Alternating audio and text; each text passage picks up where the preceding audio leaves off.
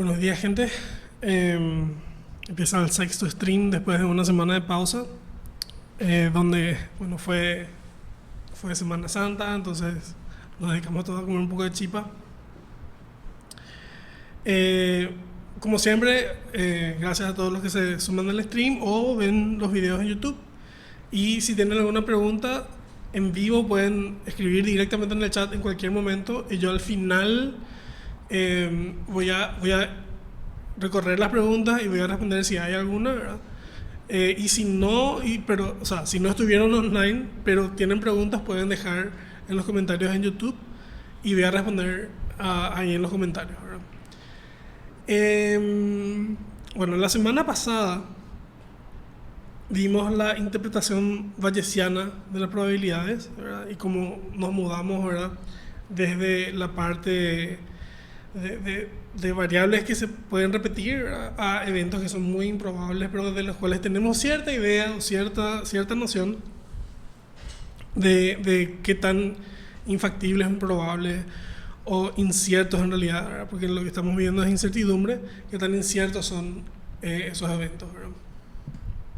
Lo que vamos a ver hoy es la distribución gaussiana, ¿verdad? Que parece que está un poco separado de lo que vimos la vez pasada, pero en realidad está muy conectado, ¿verdad?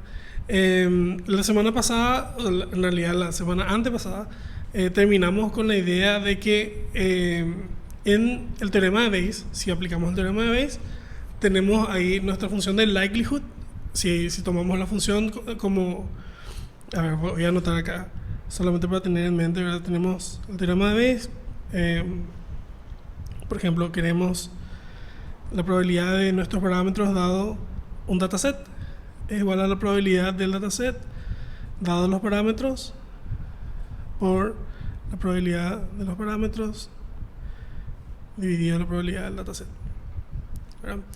Y esta función de acá, ¿verdad? Es la función de likelihood, y es la función de likelihood siempre y cuando los parámetros de esa función sean, digamos, la función esté en términos de los parámetros de nuestro modelo, ¿verdad? Que es lo que nosotros queremos finalmente averiguar, ¿verdad? Entonces, lo que vimos era que un enfoque de aprendizaje es ver cómo elegir estos parámetros, ¿verdad? De tal manera a maximizar esta función, ¿verdad? Que es maximizar la probabilidad de los datos dado ciertos parámetros que nosotros vamos a tocar, ¿verdad? Entonces eso vimos que se maximiza, y que en realidad lo que siempre solemos maximizar en realidad es el log likelihood, es el logaritmo de esa función, likelihood.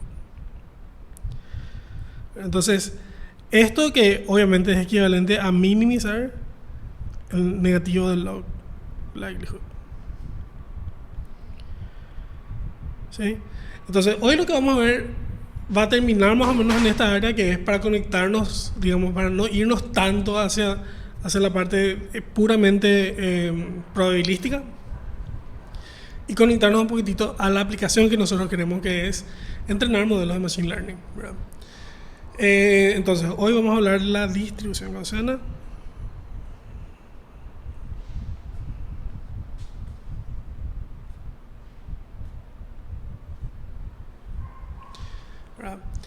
Que es posiblemente una de las distribuciones más importantes para variables continuas, ¿verdad? Que se conoce también como distribución normal, ¿verdad? Distribución normal.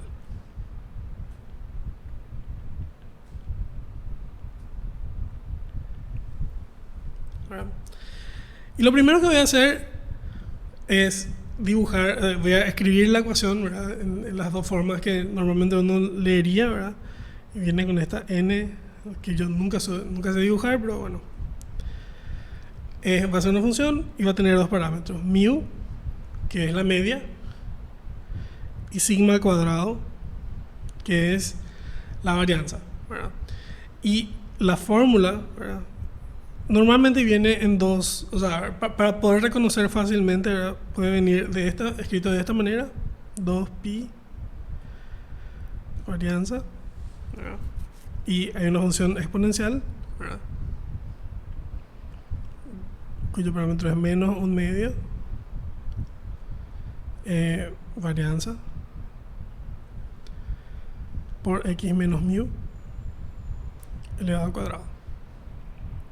¿Verdad? Esa es una de las formas, ¿verdad? Y otra forma muy común de ver esto es también, algunos deciden sacar esta sigma aquí y dejar solamente este factor que es un número, ¿verdad? Porque la sigma es uno de los parámetros, ¿verdad? O sea, en realidad la sigma al cuadrado es uno de los parámetros, ¿verdad? Que se conoce como la varianza, y esta versión, la raíz cuadrada de la varianza, se conoce como la desviación estándar, ¿verdad? Entonces, bueno, la función exponencial es lo mismo que tener la e, ¿verdad? El número e elevado a la menos un medio multiplicado, y esta también es una expresión que normalmente ponen así porque es intuitivo pensar de esta manera, ¿verdad? Y aquí está esto y todo elevado al cuadrado, ¿verdad? Básicamente la diferencia entre estas dos, y voy a poner acá porque es muy común, es que, a ver, sigma al cuadrado es, voy a anotar todos los, esto es la media, esta es la varianza, y esto es la desviación estándar, ¿verdad? Y si se dan cuenta de la expresión que estamos teniendo acá, la primera versión de esta ecuación, ¿verdad? Voy a anotar en otro color, esto está expresado en términos de la varianza,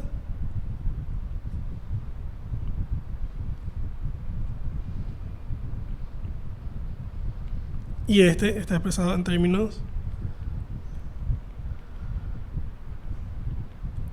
de la desviación estándar.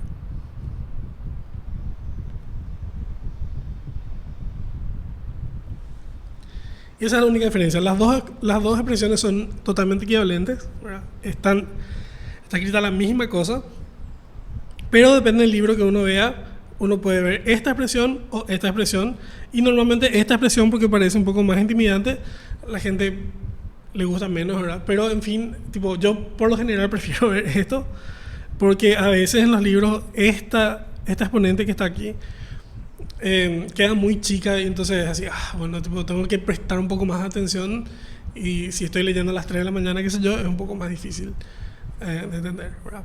Pero bueno, ¿qué es lo que podemos ver? O sea, vamos a tratar de analizar un poquitito la forma que va a tener esta expresión, ¿verdad?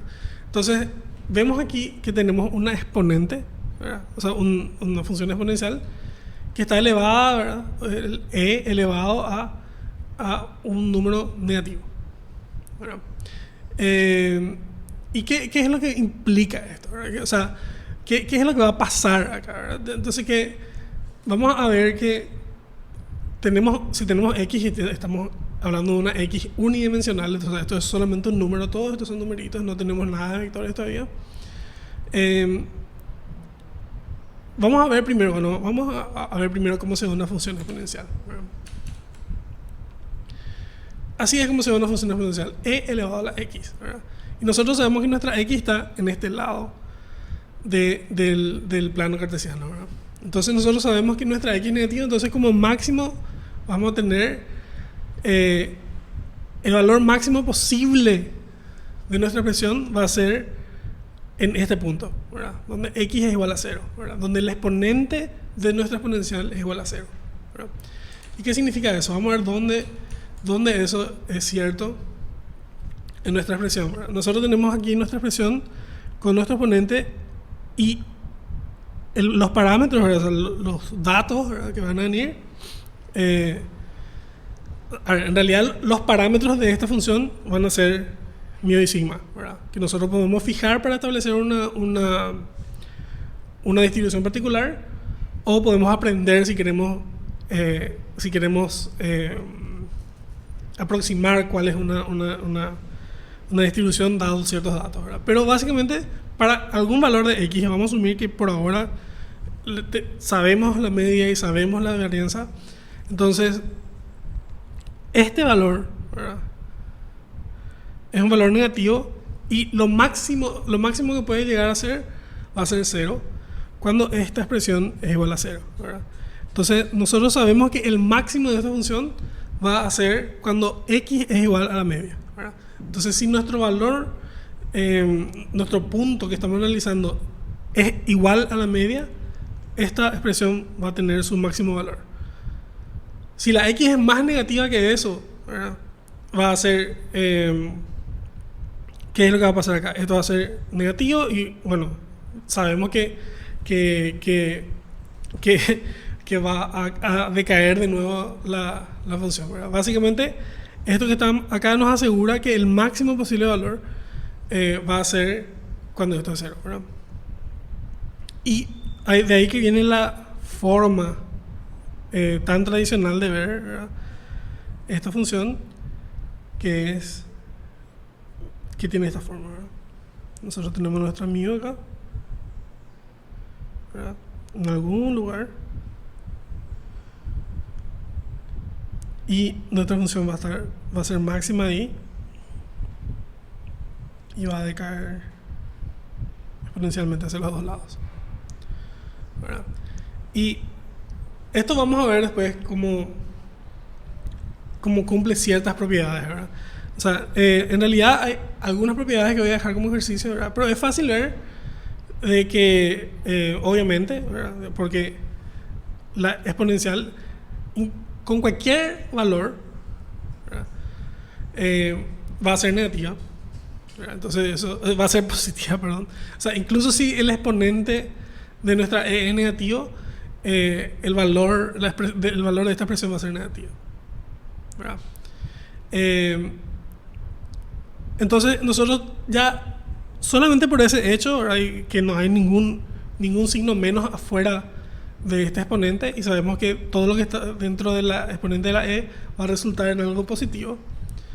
Sabemos que si tenemos nuestra función de n, que como siempre no dibujo de la forma más estilizada posible, ¿verdad?, para cualquier valor de mu y de sigma cuadrado, esto va a ser mayor a 0, ¿verdad? Y eso viene de que la exponente siempre va a ser positiva, ¿verdad? Otra propiedad que se cumple es que nuestra variable, nuestra distribución gaussiana, ¿verdad?, la integral de esta distribución, ¿verdad?, como sabemos que es una distribución de probabilidad, sabemos que si integramos con respecto a los datos, tiene que ser igual a 1, ¿verdad? Y esto voy a dejar que ustedes hagan como ejercicio, y si quieren en el libro es el ejercicio 1.7 del libro de Bishop, ¿verdad? Otra cosa que es interesante, ¿verdad?, es que digamos, habiendo ya visto, creo que hace 3 o 4 semanas, casi un mes ya, ¿verdad?, la esperanza de x, ¿verdad?, la esperanza de x dentro para una distribución gaussiana va a ser la integral definida de menos infinito más infinito, ¿verdad?, de nuestra función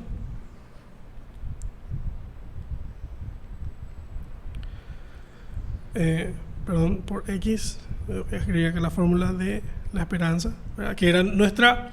O sea, ¿se acuerdan que la esperanza era siempre la función de probabilidad multiplicado por el valor, ¿verdad? ¿Verdad? Y esto podemos ver que va a ser igual de x, ¿verdad?, es igual a mu, ¿verdad? Y eso es bastante intuitivo una vez que uno empieza a tratar de derivar esta fórmula, ¿verdad? Pero básicamente lo que van a ver acá es que mu coincide exactamente con el punto máximo, con el promedio, con la esperanza de los valores que van a aparecer en x, ¿verdad? Porque básicamente lo que estamos dibujando acá, esta expresión, es la función de densidad de probabilidad de una variable x, ¿verdad?, que esta es nuestra variable x, esta es nuestra PDF, ¿verdad?, nuestra densidad de probabilidad. Entonces, ¿qué es lo que estamos diciendo, ¿verdad?, que la probabilidad de encontrar x cerca de esta mu es mucho más alta que encontrar una x acá, ¿verdad?, hacia el final, ¿verdad? Y se vuelve súper poco probable encontrar una x por fuera de esta curva que tenemos, ¿verdad?, de esta panza que tenemos acá en el eje Y, ¿verdad? Entonces, bueno, lo mismo se va a cumplir para la esperanza de x al cuadrado, ¿verdad? Que si vamos a escribir nuestra fórmula, ¿verdad?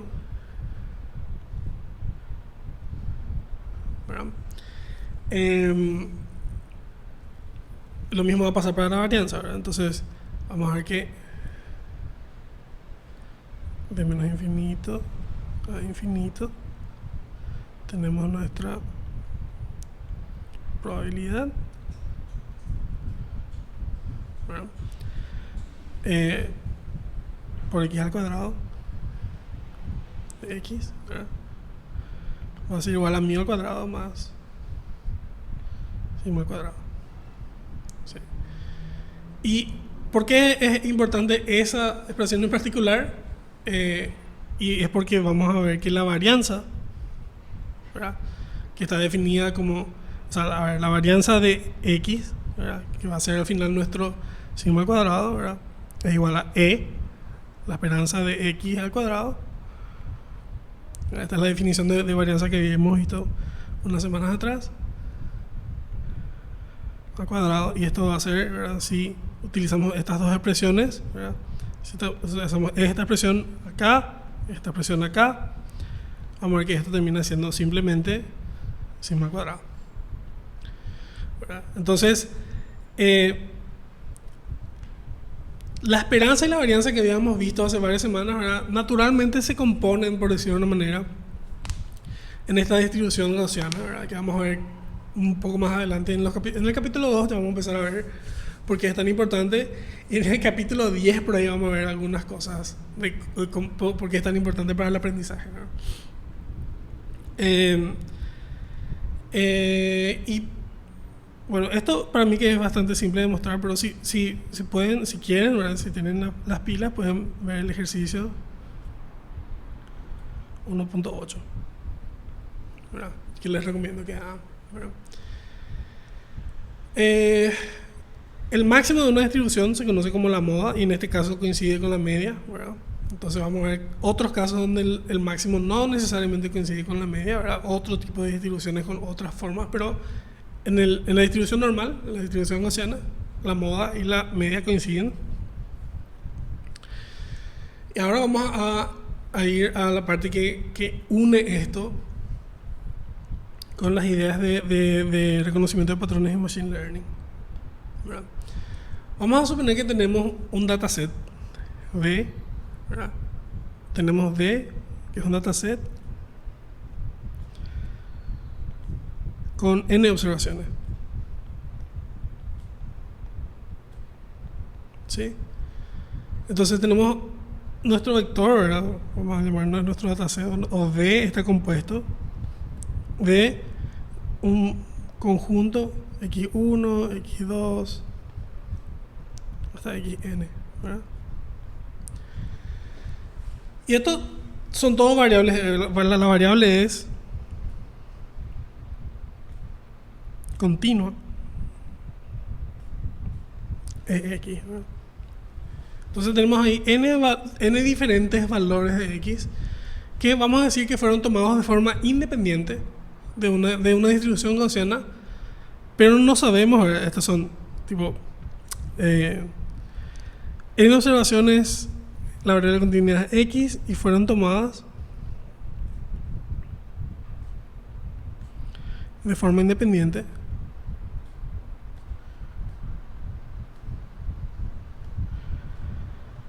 de una distribución gaussiana con media y varianza desconocidas, ¿verdad? Entonces ahora nosotros no sabemos cuál es el valor de nuestro mu y nuestra varianza, pero tenemos datos, ¿verdad? Y nosotros asumimos, ¿verdad? O sabemos, ¿verdad? Tenemos la información de alguna manera de que estos datos vienen de una distribución gaussiana, y la pregunta es ¿cuál es el valor de mu? ¿Cuál es el valor de sigma al cuadrado? ¿Verdad? Nuestro modelo ahora es una función de densidad de probabilidad gaussiana. Y sabemos que para una observación específica, una observación específica, una de estas x1 o x2 o xn, ¿verdad?, que le voy a llamar xi, sabemos que se cumple lo siguiente, ¿verdad? Nosotros sabemos que para una observación específica la probabilidad de xi, ¿verdad?, dado un mu y un sigma que no sabemos, ¿verdad?, va a ser igual a nuestra función de densidad de probabilidad con la misma información. ¿Verdad? Y como nuestro muestreo de cada observación es independiente de las demás observaciones, podemos usar esa definición de independencia y vamos a describir la probabilidad conjunta, ¿verdad?, de todas las observaciones que tenemos, ¿verdad? Entonces ahora tenemos la probabilidad de nuestro dataset, básicamente es la probabilidad conjunta de todas las observaciones. Voy a escribir eso acá un poquitito para que sea claro, ¿verdad? La probabilidad de D, ¿verdad?, dado un mu sigma al cuadrado, es la probabilidad conjunta que se escribe P de x1 y x2 y x3, ¿verdad?, hasta xn, ¿verdad? Es la probabilidad de todos estos eventos en conjunto, ¿verdad?, dado un mu y un sigma al cuadrado, ¿verdad? Y habíamos visto, creo que en el segundo stream o el tercer stream, que si sabemos que las muestras, ¿verdad?, o los eventos que estamos analizando son independientes, ¿verdad?, la independencia implica que la probabilidad conjunta es simplemente el producto de estas probabilidades, ¿verdad? Entonces, tenemos ahí esto va a ser igual a el producto, ¿verdad?, desde n es igual a 1 hasta n, ¿verdad?, de nuestra función gaussiana xn dado mu y un sigma al cuadrado, ¿verdad? Entonces, si vemos esta expresión, ¿verdad?, esta expresión que está acá, voy a cambiar de color, esto que está acá, si vemos como una función, ¿verdad?,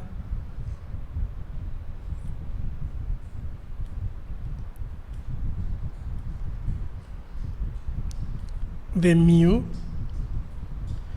y sigma al cuadrado, ¿verdad?, ¿qué es lo que tenemos? ¿Verdad? Tenemos una función de likelihood. Función de likelihood, ¿verdad?, que es exactamente lo que teníamos acá al principio de todo, ¿verdad? Es esta función de acá, ¿verdad? Tenemos nuestro dataset y tenemos ciertos parámetros y esta es la función de likelihood que ahora estamos viendo que queremos maximizar, ¿verdad? Entonces hicimos toda la definición de la distribución gaussiana y qué sé yo, y cómo se calcula la varianza y demás. Y acá tenemos el ejemplo que linkea, digamos, esto de la teoría de las probabilidades a cómo usar eso para aprender algo acerca de los datos, ¿verdad? Nosotros queremos ahora mismo aprender los parámetros que maximizan esta función de likelihood, ¿verdad? Y aquí un criterio común, como ya dije la semana antepasada, es escoger los valores para los parámetros que maximicen esta función de likelihood. Y ya habíamos dicho que esto puede resultar un poco antiintuitivo, porque uno podría asumir que lo más común sería, vamos a elegir los parámetros que maximicen el posterior, ¿verdad?, que es la probabilidad de los parámetros dado el dataset, ¿verdad? Y vamos a ver más adelante cuál es la relación entre estos dos hechos, porque básicamente lo que vamos a ver después es que maximizar esto maximiza esto, pero maximizar esto es mucho más conveniente, tanto matemáticamente como computacionalmente, ¿verdad? Entonces, por el momento vamos a determinar los valores, ¿verdad?, analíticamente para este caso, ¿verdad? Vamos a determinar los valores de mu y sigma al cuadrado que maximizan la función del likelihood, ¿verdad? En realidad vamos a maximizar la función del log likelihood, el log de nuestra función de likelihood, ¿verdad? Entonces voy a anotar acá, y esto, no sé si va a tener el espacio, pero vamos a intentar, ¿verdad?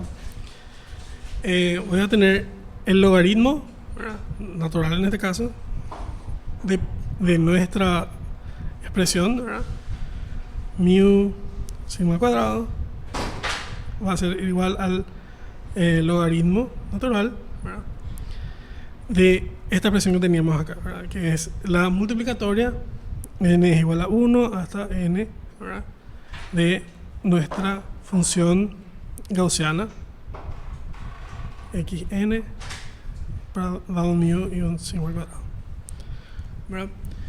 Y si empezamos a descomponer esto, ¿verdad?, acá vamos a ver por qué es útil pensar en el logaritmo, ¿verdad?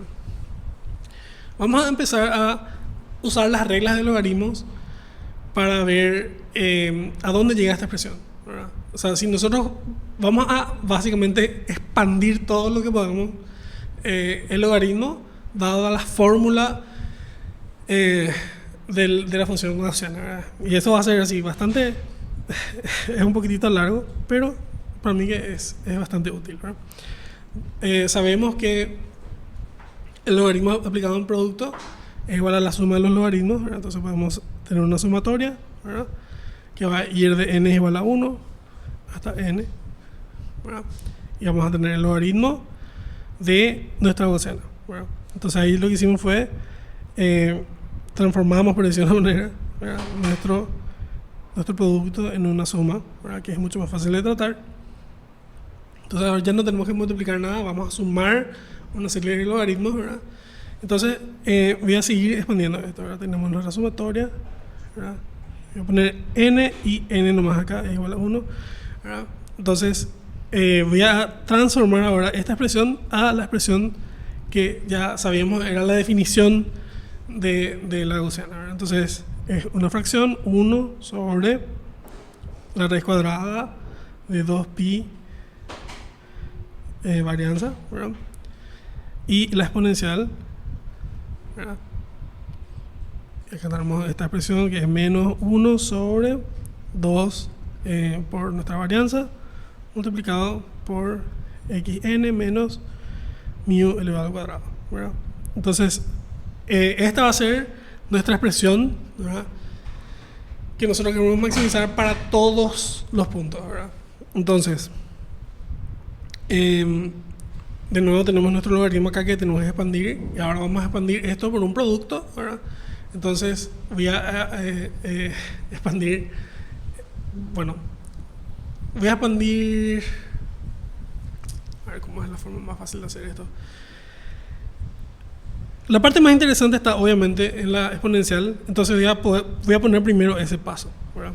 Vamos a tener acá nuestra suma, ¿verdad? Entonces va a ser, lo único que cambia, a ver, lo único que va a cambiar acá es que voy a tener la exponencial antes y lo otro después, ¿verdad? Y esto en realidad estamos haciendo el logaritmo de una división, ¿verdad?, que es la resta entre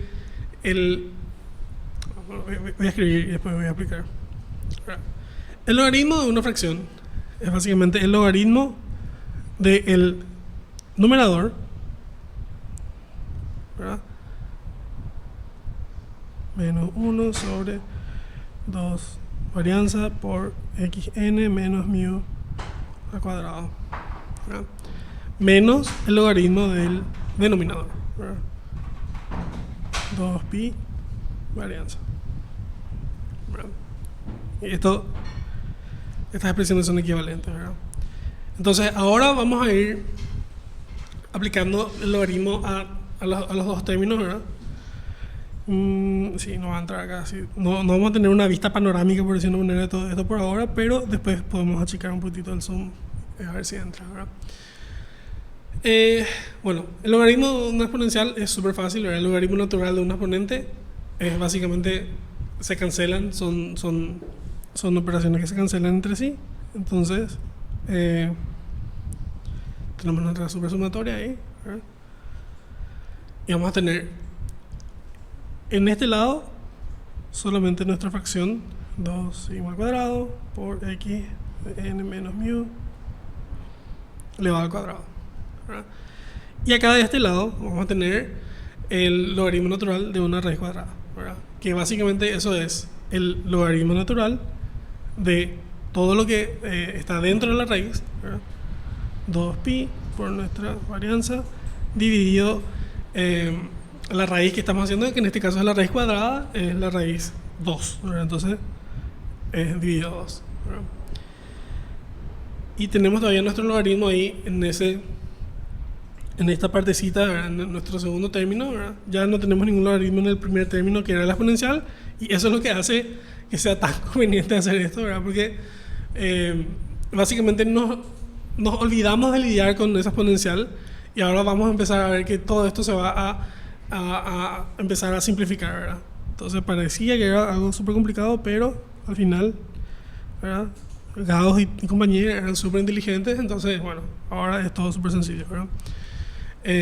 Menos 1 sobre 2 por nuestra varianza, xn menos mu elevado al cuadrado, menos, y acá vamos a hacer otra vez el mismo tema, ¿verdad?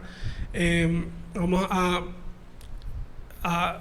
sacar por un lado, ¿verdad?, el 2pi, y vamos a sacar por el otro lado la varianza solamente porque nos es útil, ¿verdad?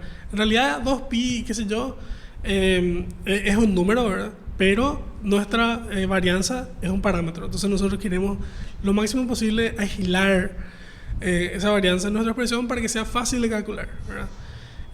Y de alguna manera hacer esto ahora, ¿verdad?, antes de derivar para conseguir el mínimo o el máximo, es útil porque nos va a ayudar a eliminar ese 2pi que tenemos, ¿verdad?, y que es inconsecuente a la hora de calcular el máximo, ¿verdad? Entonces vamos a aplicar la misma regla que habíamos aplicado al principio, la regla del producto de los logaritmos, que te dice que el logaritmo de un producto es igual a la suma de los logaritmos, pero acá tenemos un signo menos, ¿verdad? Entonces ese signo menos se va a distribuir en los logaritmos, y vamos a tener la siguiente expresión, ¿verdad? Vamos a tener el logaritmo natural de 2pi, ¿verdad?, dividido 2 menos el logaritmo natural de sigma al cuadrado dividido 2, ¿verdad? Y con eso estamos casi completos, ¿verdad? Ahora lo que voy a hacer es esta expresión así mismo es un poco inconveniente de ver, ¿verdad? Entonces voy a distribuir ahora mismo esta sumatoria, ¿verdad? Porque la sumatoria de cada una de estas cosas de forma independiente es igual a ver, la sumatoria de esto en un paréntesis enorme es igual a la sumatoria de cada una de las cosas de forma independiente, ¿verdad? Entonces voy a dibujar tres sumatorias, ¿verdad? La sumatoria n es igual a 1, n de nuestro primer término, 1 menos sigma menos, esto es una xn al cuadrado menos la sumatoria n es igual a 1 de hasta n de logaritmo natural de 2pi, que esto ahora mismo ya es un número, ¿verdad? Menos la sumatoria n es igual a 1 n hasta el logaritmo natural de nuestra varianza dividido 2, ¿verdad? Y lo que puedo simplificar un poco más de esto es, bueno, vamos a sacar, por decirlo de una manera, sabemos que esto que está acá, esta expresión, es un numerito, ¿verdad? Entonces ese numerito se va a multiplicar por cada uno de estas sumatorias. Entonces lo que podemos hacer es, vamos a sacar eso fuera de la sumatoria, ¿verdad? Porque sabemos que esto se va a multiplicar por todo. Esta sumatoria me salió horrible, breve. Ahí, nuestra sumatoria n es igual a 1 hasta n de xn menos mu elevado al cuadrado. Esa es una expresión mucho más linda, ¿verdad? Ahora, para el siguiente, ¿verdad?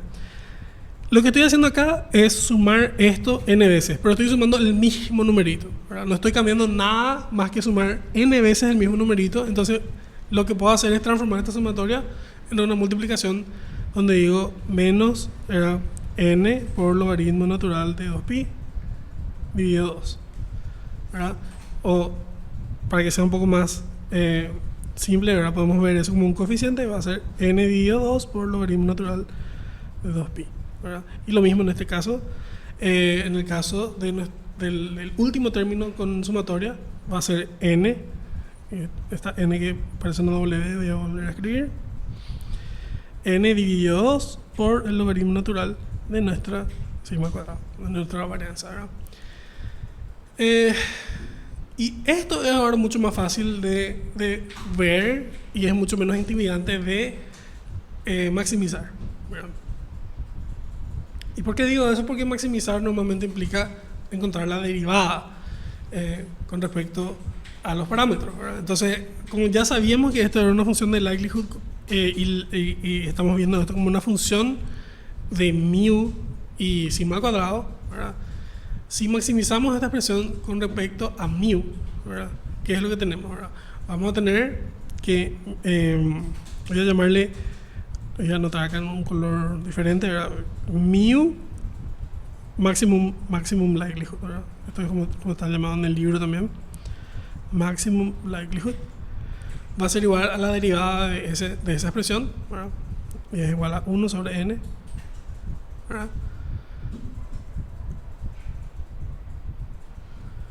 N igual a 1 hasta n de x n.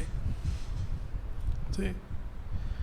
Y esto es básicamente la derivada de esta expresión, solamente porque esto no depende de n, esto no depende de mu, esto tampoco depende de mu, ¿verdad?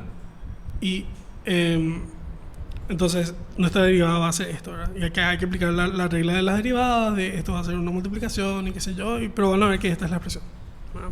Eso dejo, si no es claro este paso, dejo como ejercicio, porque esa derivada es relativamente fácil, ¿verdad? Y lo que vemos acá es que esto que estamos viendo acá, ¿verdad? Esta expresión es directamente el promedio de las observaciones, ¿verdad? Esto que nosotros tenemos nuestra mu, ¿verdad? Nuestra media, la que nosotros deberíamos elegir para maximizar el likelihood, nuestra función de likelihood, es igual a la media de las observaciones. ¿Verdad? Y eso es bastante conveniente porque eso es súper fácil de calcular, ¿verdad? Hicimos todo este quilombo para llegar a la conclusión de que la mejor mu que podemos elegir en este caso es el promedio de los valores que nosotros sabíamos. Y eso es consistente con esta figura, ¿verdad? Donde sabemos que se maximizan las cosas en el promedio, ¿verdad? Y ahora sí vamos a hacer esto para la otra expresión, ¿verdad? ¿Qué es lo que tenemos, ¿verdad? Ahora sí es un poco más complicado porque tenemos dos términos, ¿verdad? Y voy a dejar también la derivada. En realidad la derivada no es complicada, ¿verdad?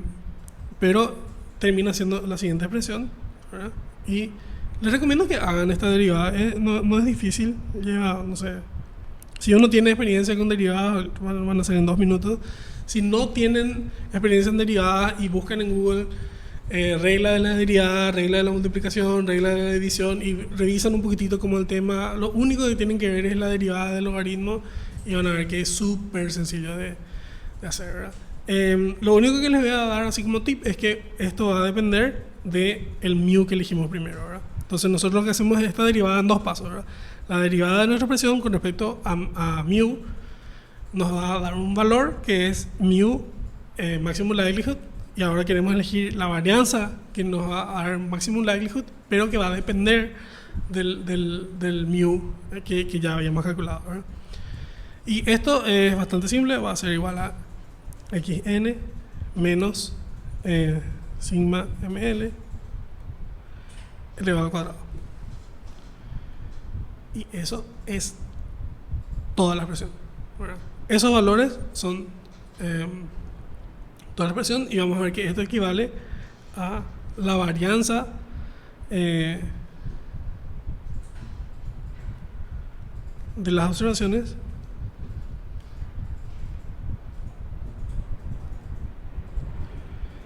alrededor de mu ml, ¿verdad? Entonces, básicamente, lo que estamos descubriendo es que los parámetros de una forma así bastante elegante, digamos, o para mí por lo menos elegante, y que parece que si uno hace esta matemática un poco más pausadamente y uno si empiezan a ver así, hagan en Python, por ejemplo, así un dataset chiquitito y empiecen a probar y vean ahí los valores, qué sé yo, y van a ver que se cumple todo lo que estamos hablando, ¿verdad? Lo que van a ver es así que los parámetros que maximizan esto vienen del conjunto de observaciones que uno tiene, ¿verdad? Entonces el mejor mu que uno puede elegir es la media de las observaciones, y una vez elegida la media podemos calcular la varianza alrededor de esa media, y va a ser de hecho la que maximiza también el maximum likelihood, ¿verdad? Ahora vamos a ver una limitación de maximum likelihood, ¿verdad? Que eso voy a hablar ahora así para finalizar, ¿verdad? Solamente para decir, bueno, esto no es así, o sea, es muy elegante y todo, ¿verdad? Pero tiene una limitación importante y vamos a ver las implicancias de eso, pero vamos a ver mucho más adelante, ¿verdad? Vamos a ver esto para muchísimas cosas y vamos a ver, esto tiene una limitación, ¿verdad? Y esto voy a dejar como ejercicio también, o sea, en realidad es uno de los ejercicios del libro, pero es así un ejercicio que me parece que vale mucho la pena hacer, ¿verdad? Bueno, una limitación de maximizar la función de likelihood es que la varianza es subestimada de manera sistemática para datasets que tienen pocos ejemplos, ¿verdad? Entonces, vamos a ver esto, ¿verdad? Entonces, si tenemos una distribución gaussiana donde sabemos el valor real de mu y sigma al cuadrado, ¿verdad? Y calculamos las esperanzas, ¿verdad?, de estos dos valores. Entonces vamos a calcular la esperanza. A ver, voy a anotar un poco acá, solamente para que quede. Asumiendo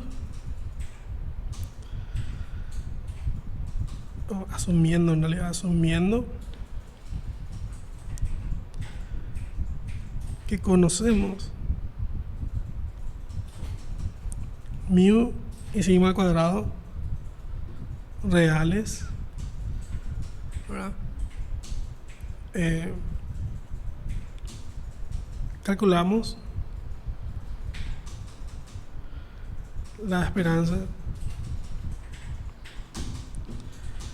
de sigma de mu ml y sigma cuadrado ml, ¿verdad? Que esto es importante decir, ¿verdad? Vienen de un conjunto finito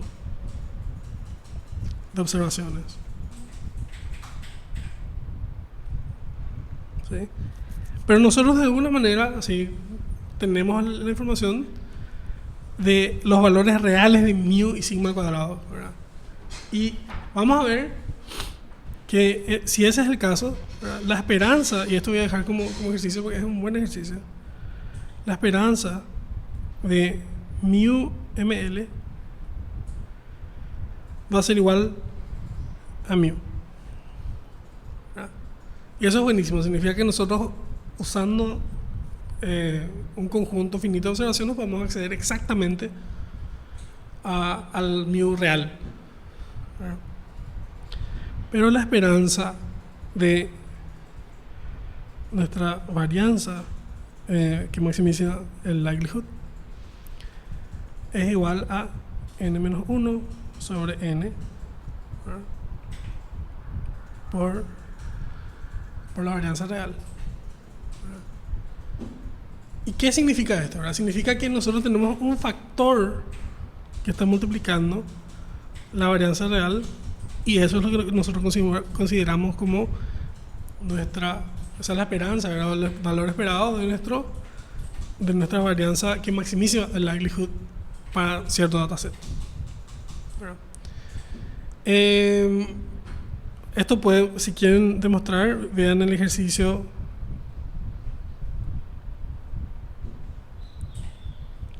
1.12, que les recomiendo. De todos los ejercicios que pueden hacer sobre la parte de gaussiana, ese es un ejercicio muy importante, ¿verdad? Y bueno, con eso terminamos, ¿verdad? Vamos a extender la idea bueno, solamente antes de despedirme, esto que vimos ahora es la distribución gaussiana unidimensional, ¿verdad? Que funciona para este caso, ¿verdad? Y una cosa que les quería decir también,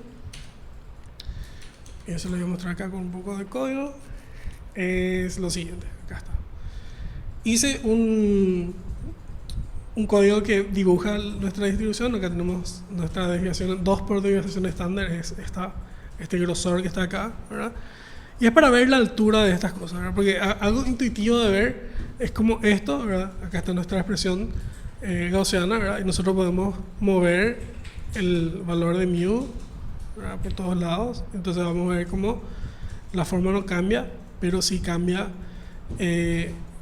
dónde está ubicada la función, ¿verdad? Y podemos modificar también nuestra varianza, ¿verdad?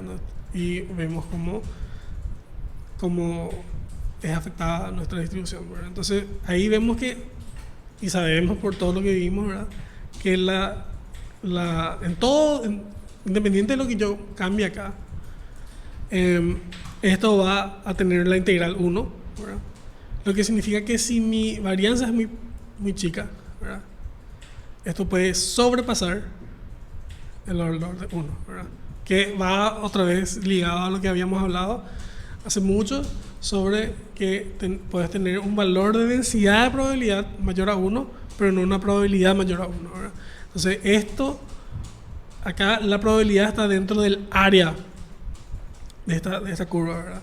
El área bajo la curva, y no es el valor de la densidad de probabilidad. Solamente eso es lo que quería mostrar con este ejemplo, ¿verdad? Y vamos a tener la idea de esto es obviamente univariable, y vamos a tener la idea de esto a múltiples variables cuando estemos estudiando el capítulo 10 por ahí. Entonces, perdón, el capítulo 2 o 3, perdón. El capítulo 10 es para la parte de cómo se subestima el sigma al cuadrado. Y bueno, con eso llegamos a 45 minutos de stream. Y gracias a todos los que se conectaron. Esto, como siempre, voy a subir a YouTube. Veo que no hay ninguna pregunta en el chat. Entonces voy a responder las preguntas que surjan en YouTube. Chao, chao.